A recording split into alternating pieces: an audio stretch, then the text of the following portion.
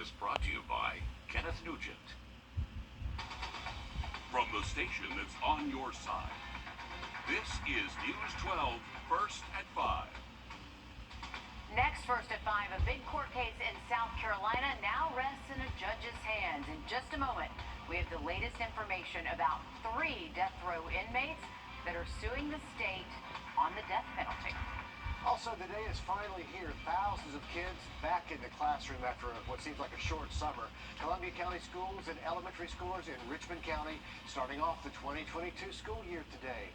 In light of recent school shootings, Columbia County school leaders say safety is a top priority. Our Claire Allen talked to the top educator about starting the new year with a brand new police force. Superintendent Flynn says that all of his staff is focused on safety for your child. He says Columbia County School District has a long history of having school resource officers. They've had a resource officer in every school since 2018. This year they will have a full-fledged police force. Now there will be 2 resource officers in every high school and 1 in each elementary and middle school. They'll patrol inside and outside of the school and hopefully form relationships with students. Dr. Flynn adds the police department will work closely with all of the schools in Columbia County. Safety is everybody's responsibility. So not just the officers, but all of our employees, all of our students, and all of our parents have a part to play in our safety. Superintendent Flynn says that he has daily talks with his staff about safety in schools. And later on in News 12 at 6 o'clock, I'm working on a story about the new upgrades that the school district has implemented this school year. Reporting in Evans, Claire Allen on your side. Claire, thanks. South Carolina's tax-free weekend starts tomorrow. You're going to be able to buy all kinds of back-to-school necessities without the sales tax between Friday and Sunday. And with the price of, well, everything going up, it could help a lot of families in the 2 states. Remember, you don't have to live in South Carolina. You just need to shop in South Carolina for things like computers, printers, clothes, and certain bed and bath items. Some of the list might even surprise you. These tax-free items can be new or used. They're eligible no matter how much they cost. Also good to know they're tax-free at brick-and-mortar stores and online, but make sure you check the list. Sales tax holiday does not include everything you might want or need. Digital cameras, smartphones, jewelry, cosmetics, eyewear, wallets, watches, furniture, none of those qualify. There are tons of back-to-school drives happening this Saturday if you still need some more things to pick up. First up, the Success Team is hosting at Aiken Technical College. That's from 9 a.m. until noon. Parents United will be at Wheelitz Road passing out backpacks stuffed with supplies. That's from noon to 3 p.m. And the Greater Augusta Association of Realtors will be passing out backpacks and supplies from 10 a.m. until 12 p.m. That is going to be on Roy Road. As always, we will have all these events linked on our website, wrdw.com. Hot weather, summer rain, it's here to stay for the rest of the week. It's actually been nice to get a shower on these hot afternoons. Let's check in with First Alert Chief Meteorologist. Thanks, Riley, very much. We have a major update this afternoon about the monkeypox outbreak in the U.S. The Biden administration has just declared monkeypox a public health emergency. Cases have been on the rise in the U.S. and as of yesterday, Georgia is reporting 504 cases. Now, all of this has increased by the day. Georgia now, by the way, has the 6th highest case count in the country. Georgia is ramping up its supply of monkeypox vaccines as we speak. The State Department of Health says more than 34,000 doses will be added over the next month and a half, along with testing and, of course, vaccinations in all health districts starting this week. Also today, 1 man dead, 2 others injured after a shooting on Windsor Spring Road near Richmond Hill Road. Richmond County investigators say all this happening around 12:45 in the morning.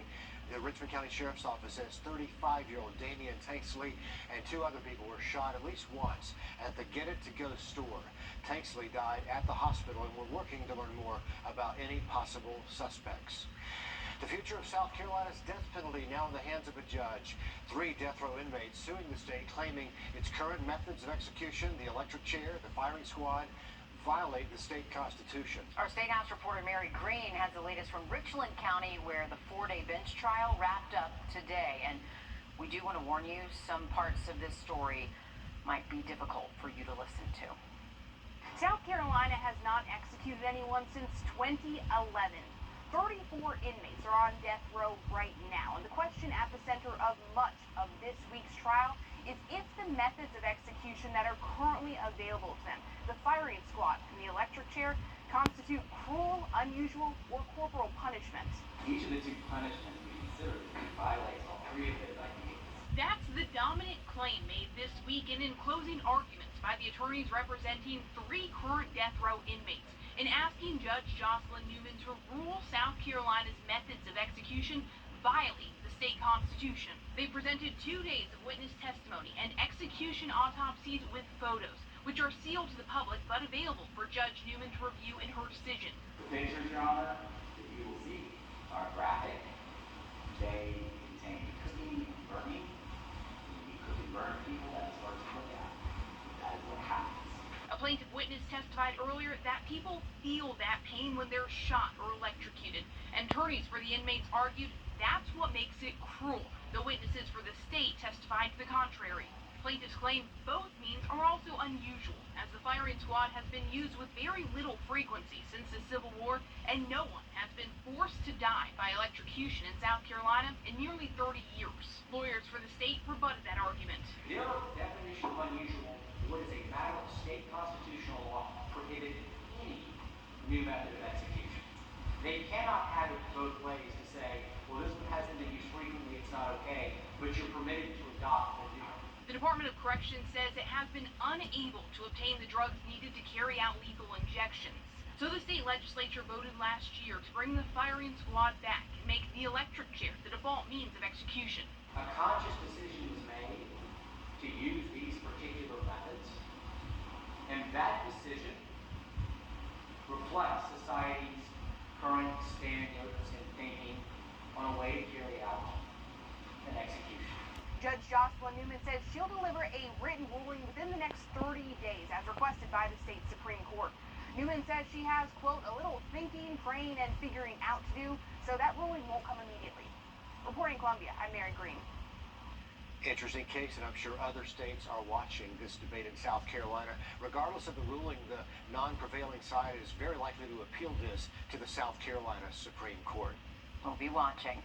A Georgia senator is introducing a new bill to protect children online. This after the FBI agents in Atlanta warned of an increase in cases of sextortion in Georgia. Senator John Ossoff's new bill aims to crack down on adults who coerce children into sexual activity on the internet, like through messaging platforms or webcams. Sextortion. It all goes after predators who travel across state or international lines as well with the intent to sexually exploit children. Senator Ossoff says he believes this is a win for children and families across the Peach State.